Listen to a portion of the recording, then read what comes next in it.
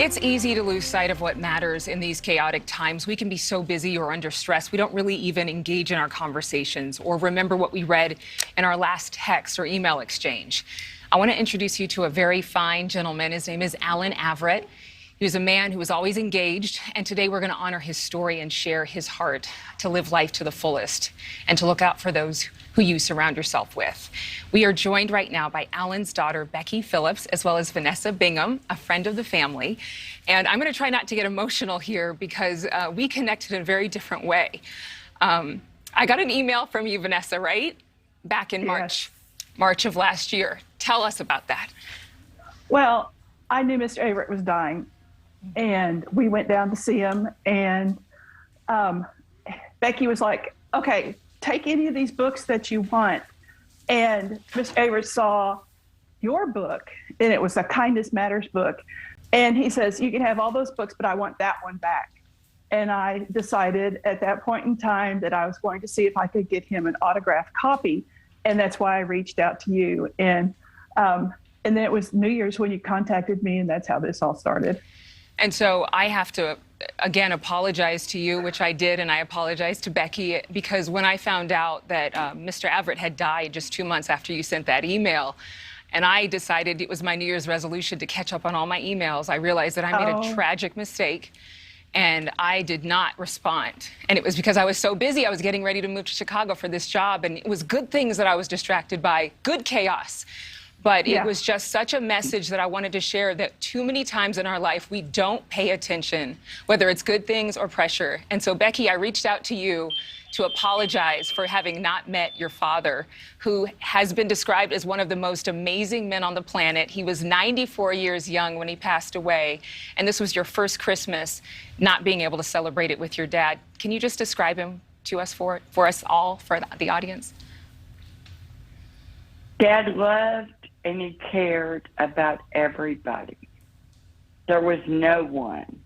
And after Dad passed, we found out that Dad gives so many donations to anybody and everybody by all the mail. He was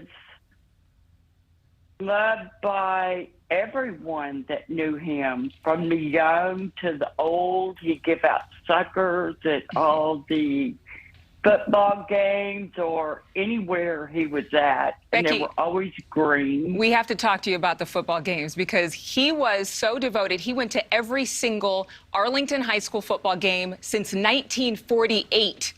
Is that right? Yes. It's amazing.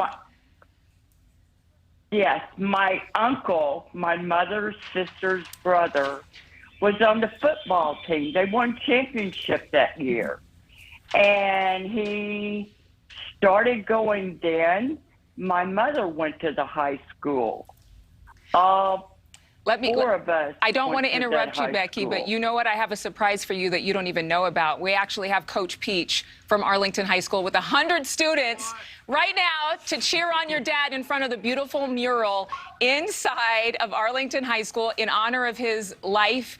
He is the only Arlington High School person, I guess, non-employee, right, Coach Peach, to be remembered and memorialized in a building named in his honor there in Arlington. Can you come to your screen? Come to your screen. Just tell us one thing about him that was so unique. We only have about 30 seconds. Adrienne, Mr. Avrett was the best of all of us.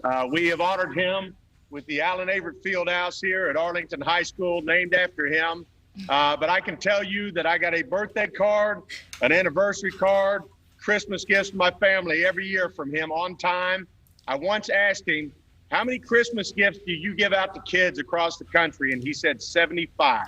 What an amazing man. He was the best of all of us here. He meant everything to this coaching staff and to our students and our players. And we love him so much, and so thankful for you for doing this story today. Well, I want to honor you. I want to honor, of course, Mr. A. All those kids there know that they had an adopted granddaddy on the field every single game for decades. Thank you to Becky for joining us, and thank you to Vanessa for emailing me so that I can be a part of reminding us all, stay connected, stay engaged, check in with your seniors, and make sure to just stay present. We'll see you tomorrow. Thank you so much for watching. Make sure to click on the red subscribe button below so you can get more of NewsNation's fact-driven, unbiased coverage.